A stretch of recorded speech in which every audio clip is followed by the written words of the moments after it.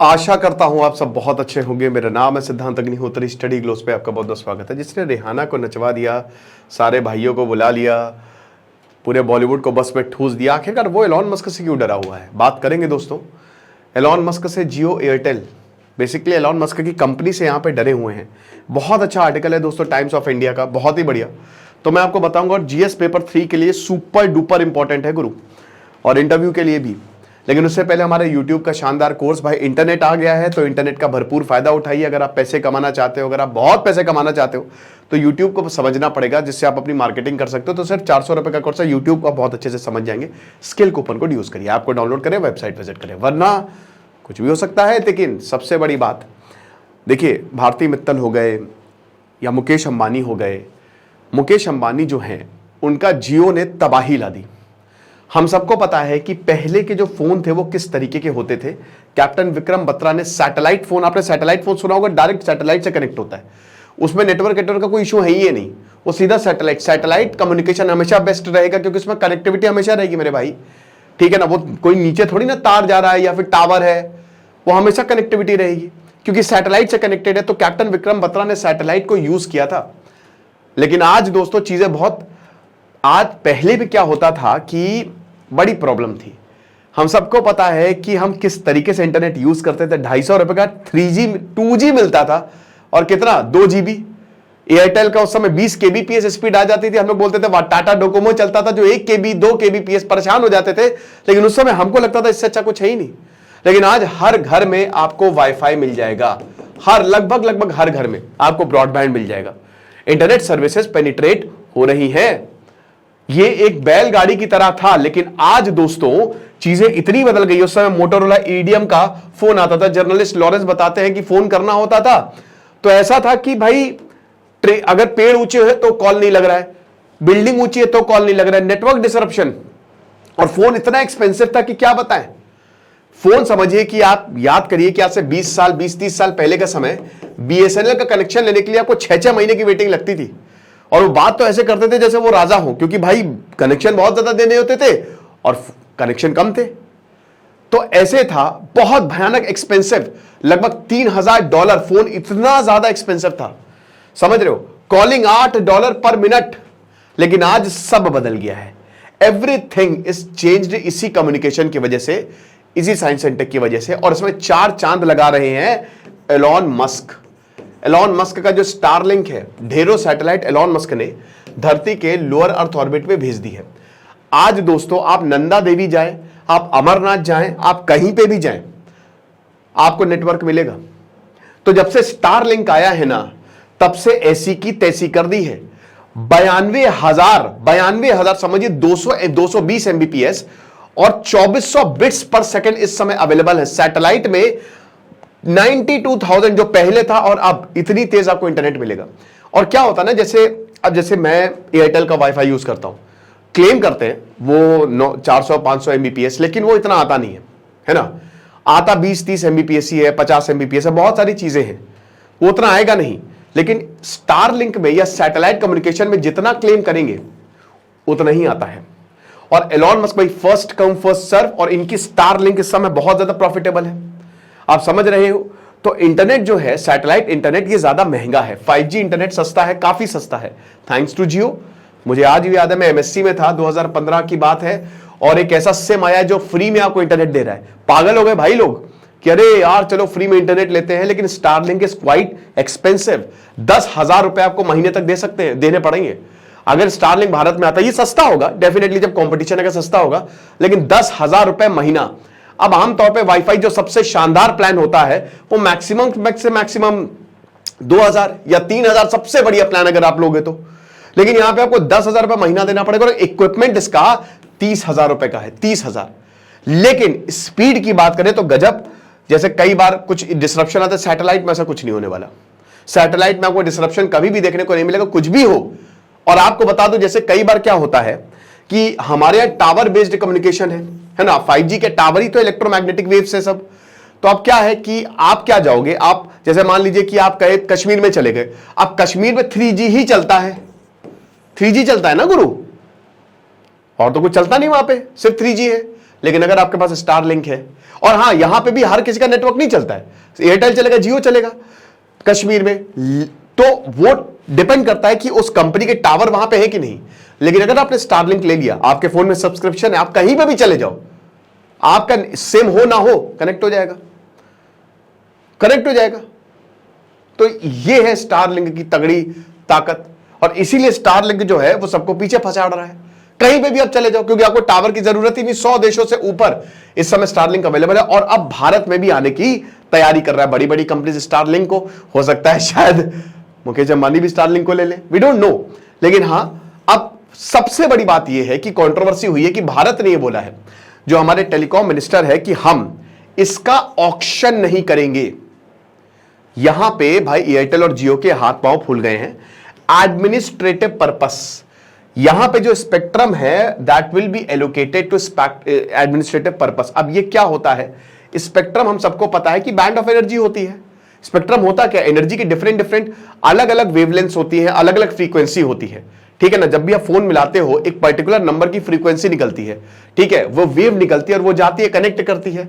तो इसमें क्या है, इसी के ही बैंड, मतलब यही पूरे एनर्जी को, जब एनर्जी एकदम साथ में मिल जाते हैं उसको कहते हैं बैंड, मतलब स्पेक्ट्रम, ठीक है। तो बहुत सारी इलेक्ट्रोमैग्नेटिक वेव्स, कोई इलेक्ट्रो, यही कहते हैं स्पेक्ट्रम। अब इसके एलोकेट किया जाता है, ठीक है। 5G हो गया, ये जनरेशन में आप मत जाइएगा, ठीक है, स्ट्रेंथ ज्यादा हो जाते हैं, 2G 3G 4G 5G, है ना। तो इस तरीके से, तो अब क्या है, ये तो हो गया, लेकिन एडमिनिस्ट्रेटिव प्रोसेस क्या है, तो इस पे क्यों कंट्रोवर्सी हो गई है भाई। एडमिनिस्ट्रेटिव प्रोसेस का मतलब यही है, ऑक्शन नहीं होंगे। ऑक्शन में क्या होता है कि बिडिंग होती है। यहां पे जैसे 3G 4G 5G का स्पेक्ट्रा का जब ऑक्शन हुआ, तो कंपनीज आई, कंपनी ने बिडिंग की, कुछ आपको मिला, कुछ आपको मिला। तो आप बिडिंग के प्रोसेस से हर कोई खुश रहता है, हर किसी को यहां पे थोड़ा बहुत मिल ही जाता है। लेकिन 2G स्पेक्ट्रम क्या था, फर्स्ट कम फर्स्ट सर्व, जो पहले आएगा उसको हम पहले देंगे। लेकिन आज 2G है नहीं। अब उसके बाद आता है एडमिनिस्ट्रेटिव पर्पस। यही एक administrative purpose, first come first serve वाली हिसाब किताब है, कि जो पहले आएगा हम सबसे पहले उसको देंगे। एडमिनिस्ट्रेटिव पर्पस का मतलब यह है कि हम ऑक्शन नहीं कराएंगे, ठीक है ना। सरकार जो है, सरकार क्योंकि रिसोर्स हमारे पास कम है, तो सरकार कुछ ही प्लेयर्स को ही वो ओपन, जैसे अगर मान लीजिए ऑक्शन हो रहा है तो मैं भी जा सकता हूं, लेकिन अगर वो एडमिनिस्ट्रेटिव पर्पस है तो 3 ही 4 कंपनी को सरकार चुनेगी और उन्हीं को ही वो देगी। अब जाहिर सी बात है, स्टारलिंक आएगा, एयरटेल आएगा, जियो आएगा, जो टेलीकॉम में बहुत बढ़िया काम कर रहे हैं, उन्हीं को ही यहां पे ये सैटेलाइट कम्युनिकेशन दिया जाएगा। अब इसमें एलॉन मस्क सबसे आगे हैं, एलॉन मस्क का स्टारलिंक सबसे आगे। तो अगर भारत एडमिनिस्ट्रेटिव पर्पस के लिए चीजें कर रहा है तो एलॉन मस्क को सबसे पहले मिलेगी, तो इसीलिए खुश है।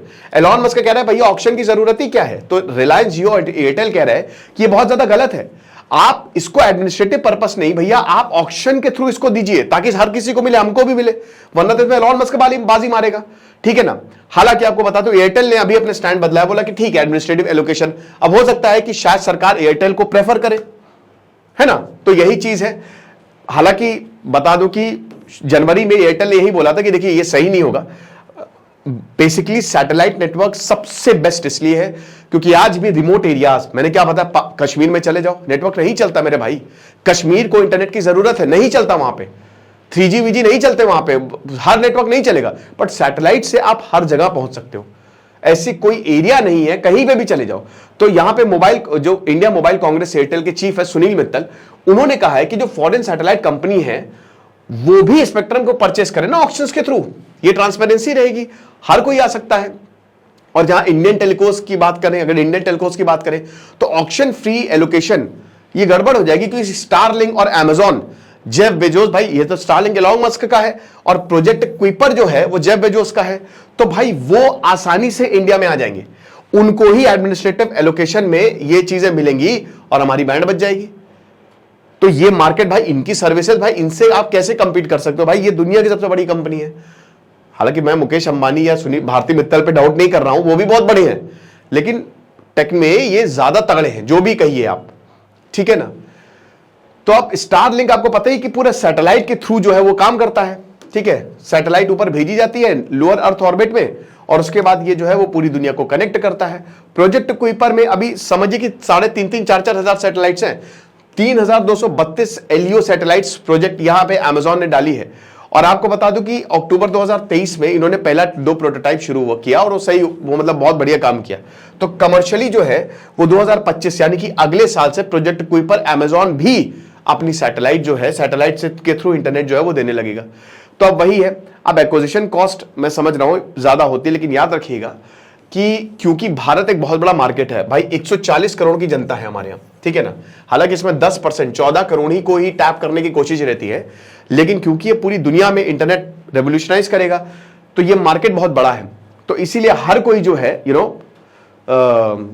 इसमें आएगा। और आपको बता दूं मार्केट 36% तक ग्रो करेगा एनुअली हर साल। साथ ही साथ जो प्रोजेक्ट ऑक्शंस, प्रीवियस ऑक्शंस वो काफी ज्यादा महंगे रहे हैं, इसमें फॉरेन फर्म्स नहीं आ पाई हैं। 2010 का ऑक्शन लगभग 1,06,000 करोड़ रेस किए थे भारत ने। 2015 की बात करें तो 1,10,000। जब भी ऑक्शन हुए हैं तो भारत को, भारतीय सरकार को बहुत ज्यादा फायदा हुआ है। लेकिन अब मस्क वही बता रहे हैं, एलॉन मस्क ये कह रहे हैं कि भैया आप, क्योंकि उनको तो मार्केट का एक्सेस चाहिए, तो वो तो बोल ही रहे कि एडमिनिस्ट्रेटिव पर्पस सबसे बढ़िया रहेगा। आप एडमिनिस्ट्रेटिव पर्पस के लिए करिए ना, ये सब क्या कर रहे हैं। और मुकेश अंबानी तो वो भी अप्लाई करे भाई, जिसको जो काबिल होगा उसकी को सरकार जो है वो देगी चीजें। अब सरकार ये कह रही है कि भाई हम कुछ कर नहीं सकते। सिंधिया कह रहे हैं कि भाई देखिए, हम ग्लोबल नॉर्म से बंधे हुए हैं। जहां तक सैटेलाइट की बात आती है तो ग्लोबली हम बंधे हुए हैं, हमारा इसमें कोई हाथ नहीं होगा। जाहिर सी बात है, सरकार एडमिनिस्ट्रेटिव पर्पस की बात करे तो सरकार को इसमें ऑक्शन से ज्यादा पैसा मिलने वाला है, तो सरकार की तो बल्ले बल्ले, ठीक है। तो वही बता रहे हैं कि देखिए, पूरी दुनिया में जो सैटेलाइट ऑक्शन है उसको एडमिनिस्ट्रेटिवली एलोकेट किया जाता है, और हम भी WTO के मेंबर हैं भैया, तो हम ये नहीं कर सकते हैं। तो पूरी दुनिया जब कर रही है तो हम कैसे कर लें। तो अब यहां पे क्योंकि एलॉन मस्क के पास, इनको मैंने बताया स्टारलिंक को बीट करना बहुत ज्यादा मुश्किल है। हम सबको पता है कि जियो की सर्विसेज अच्छी है, बहुत अच्छी नहीं है। सेम विद एयरटेल ऑल्सो, अच्छी है, बहुत अच्छी आप नहीं कह सकते। और स्टारलिंक जो है, पैसा बहुत भयानक, $19 बिलियन का इन्वेस्टमेंट, इतना भयानक पैसा। जियो कहता है कि हमारे पास लगभग 50 करोड़ के करीब सब्सक्राइबर हैं, 42 मिलियन हमने अभी पिछले साल जो है लगभग 4.5 करोड़ ऐड किए हैं। एयरटेल के साथ भी यही चीज है। तो 66 सैटेलाइट अभी इंडियन इरिडियम नेटवर्क जो है, जो कैप्टन बत्रा ने यूज किया था, आज स्टारलिंक के पास 6,371 सैटेलाइट्स हैं। कहां प्रोजेक्ट कुइपर में 3,231, और अभी जियो के पास तो वो चीज है ही नहीं। अभी ना जियो ना एयरटेल ने भी सैटेलाइट नेटवर्क पर काम करना शुरू किया है। तो स्टारलिंक एक वेल एस्टैब्लिश्ड है, और अमेजॉन भी समझिए ये तो एक्टिव है, ठीक है। अमेजॉन तो अगले साल से एक्टिव होगा, प्रोजेक्ट कुइपर तो अगले साल से एक्टिव होगा। जियो ने, अब जियो खुद की सैटेलाइट नहीं है, वो दूसरों के साथ पार्टनर कर रहा है। तो SES अस्त्रा के साथ उसने पार्टनर किया है, 38 सैटेलाइट यूज करेगा। अब ये 38 सैटेलाइट आप देखिए जियो की, और 6,371 6371 स्टारलिंक की। तो भाई कौन किसकी सर्विस बेटर है सबको पता है, तो भयानक फायदा यहां पे होगा। उसके बाद एयरटेल जो है, एयरटेल ज्यादा बेटर है क्योंकि उसने वन वेब के साथ पार्टनर किया है। वन वेब की 630 सैटेलाइट है, 630 सैटेलाइट्स है। अब जियो एयरटेल, अभी मैंने बताया ना कि जैसे एलॉन मस्क की खुद की सैटेलाइट है, और यहां पे जियो एयरटेल दूसरों के सर्विस पे डिपेंडेंट है। तो इसीलिए एलॉन मस्क बहुत बड़ा खतरा है मुकेश अंबानी और भारती एयरटेल के लिए, भारती मित्तल के लिए, ये चीज है। बाकी कॉम्पिटिटिव प्राइसिंग भी दे रहा है स्टारलिंक। भाई जाहिर सी बात है, कस्टमर बहुत सारे आएंगे। $10 में केनिया में इंटरनेट दे रहा है, $10 पर मंथ, सिर्फ 800 रुपए में। तो 800 रुपए एक महीना, भी तो बहुत सस्ता है। तो इतनी अगर कॉम्पिटिटिव प्राइसिंग दे तो घर घर में स्टारलिंक लग जाएगा मेरे भाई, मैं खुद स्टारलिंक लगवा दूंगा। इतनी कॉम्पिटिटिव प्राइसिंग अगर आप दोगे तो इंडियन मार्केट ही चला जाएगा, और मोनोपोली हो जाएगी, फिर ये और डेंजरस है। तो अब वही है कि भाई जीबी में, अब यहां कह रहे हैं MBMB भूल जाओ बेटा, अब जीबी में बात होगी, गीगाबाइट्स में बात होगी। यहां पे मेगाबाइट्स में नहीं, गीगाबाइट्स में बात होगी, समझ रहे हो। इधर पिक्चर लगाई सख्त से डाउनलोड, दिमाग तो खराब होता ही है ना, ठीक है। अब हमको आदत पड़ गई है MB की, लेकिन फिर भी जीबी समझ रहे हो ना, जितनी स्पेस में जितनी तेजी से नेटवर्क आता है। तो एलॉन मस्क उस चीज की बात कर रहे हैं। बाकी जो भी होगा हम आपको बताएंगे, बट हाँ खतरा तो है, और अगले 2-3 सालों में आप शायद स्टारलिंक को भारत में देखेंगे भी। Thank you so much.